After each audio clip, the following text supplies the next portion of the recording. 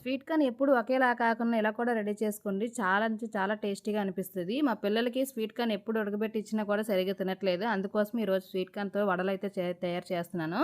చాలా సింపుల్ అయిపోతుంది పని కూడానా.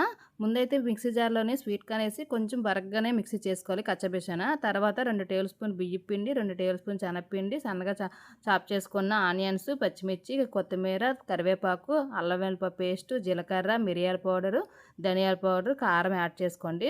సాల్ట్ కూడా యాడ్ చేసుకొని బాగా మిక్స్ చేసుకోవాలి. నేనైతే కొత్తిమీర అయితే యాడ్ చేయలేదు. మీ దగ్గర ఉంటే యాడ్ చేసుకోండి. టేస్ట్ అయితే చాలా బాగుంటుంది. తర్వాత ఇలాగ వడలు వస్తున్నాయి రాలేదో చూసుకోవాలి. కరెక్ట్‌గా సరిపోతే ఇంక వడలైతే యాడ్ చేసుకోండి. కొంచెం లూజ్‌గా అనిపిస్తే 2 టేబుల్ స్పూన్ బియ్యపు పిండి గాని, 2 టేబుల్ స్పూన్ శనగపిండి గాని యాడ్ చేసుకోండి. ఆ తర్వాత డీప్ ఫ్రై చేసుకోవడమే.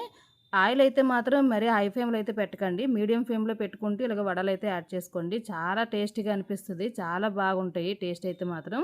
నేనైతే ఫస్ట్ టైమ్ ట్రై చేసిన చాలా అంటే చాలా టేస్టీగా అనిపించాయి. ఇంకెప్పుడు స్వీట్ కార్న్ తెచ్చినా ఇలాగ వడలైతే రెడీ చేసుకుందాంలా అనిపించింది. దీంతో పాటు టమాటా కెచప్‌తో అయితే ఇంకా బాగుంది. ఒకసారి మీరు కూడా ట్రై చేయండి.